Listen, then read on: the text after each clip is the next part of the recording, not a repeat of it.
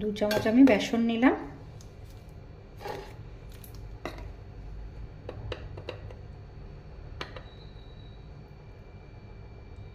Half চামচ cornflour,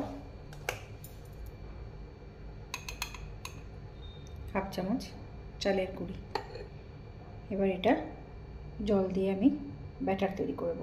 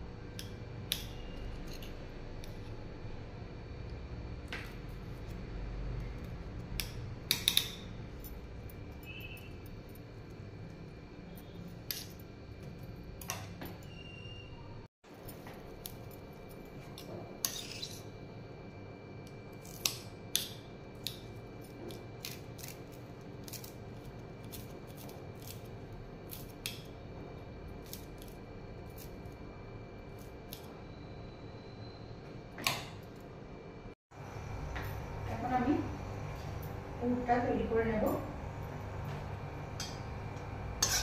পকোড়ার ভিতরে একটা পুর দেব, পুরটা তৈরি করে নেব। শুকনো লঙ্কা দিয়েছি, এখানে পেঁয়াজ রসুন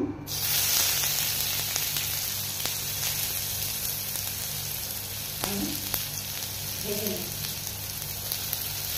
পেঁয়াজ রসুন আর কাঁচা লঙ্কাটা একটু হালকা করে, লঙ্কাটা একটু বেশি ভেজে নিয়েছি আর শুকনো লঙ্কাটা বেশি ভেজেছি আর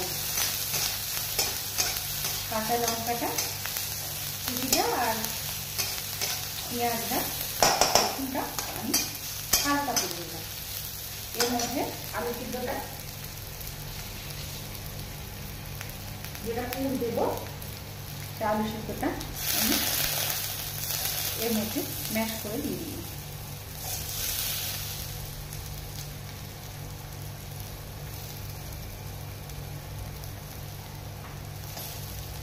কড়াই এটা আমি নাড়াচাড়া করতে করতে একটু মেখে নেব। এর সাথে আমি অল্প একটু লবণ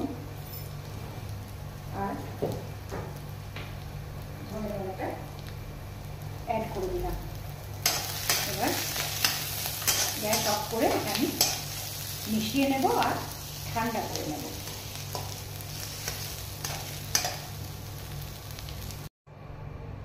ব্যাটারের মধ্যে আমি অল্প একটু পরিমাণ মতো লবণ মিশিয়ে নিলাম, মানে যেমন ব্যাটারের পরিমাণ সেরকম লবণ মিশিয়ে নিলাম। এই পুরটার মধ্যে আমি একটুখানি হিং মিশিয়ে নিয়েছি আর কারি পাতা আমার কাছে নেই, না হলে এই পুরটার মধ্যে কারি পাতা দিলে আলু সিদ্ধের সাথে খুব ভালো লাগবে খেতে। আমি আমার এই পালং শাকের সব পাতা আমার ডান্ডি নেয়, ডান্ডি থাকলে সুবিধা হয় ভাজতে। তো এর ভেতরে পুরটা ভরে একটার ভেতরে একটা পুরটা ভরে আমি দেখাচ্ছি কি করে। তেলটা আমার গরম হতে দিয়েছি, এটার মধ্যে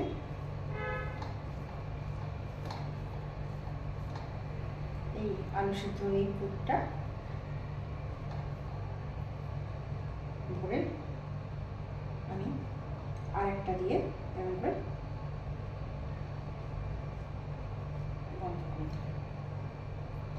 আমার ব্যাটারটা একটু পাতলা হয়ে গেছিল, বেশি জল পড়ে গেছিল, তাই আমি আর একটু চাল গুঁড়ি মিশিয়ে নিয়েছি।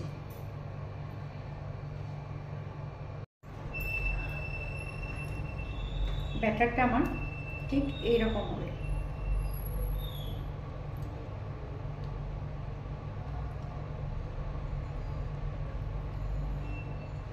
আমার পুর ভরা হয়ে গেছে।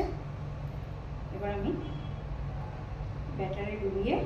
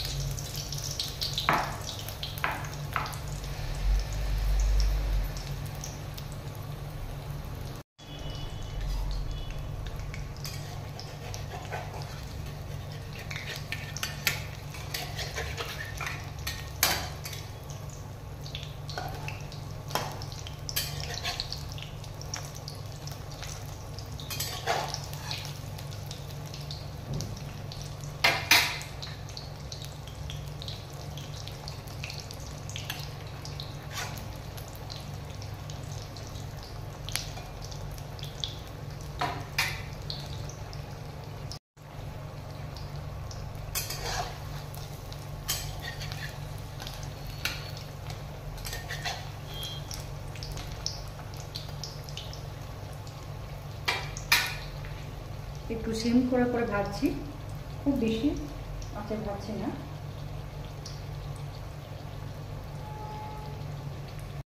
পালংয়ের চপ, পালং পকোড়া এরকমভাবে বানিয়ে দেখবেন, খেয়ে খুব সুন্দর খেতে, টেস্টি এবং হেলদিও। ডিপ ফ্রাই হলেও পালং পাতাটা আছে, ভালোই লাগছে খেতে, দারুণ লাগছে। আপনারা প্লিজ বানিয়ে দেখবেন এবং আমাকে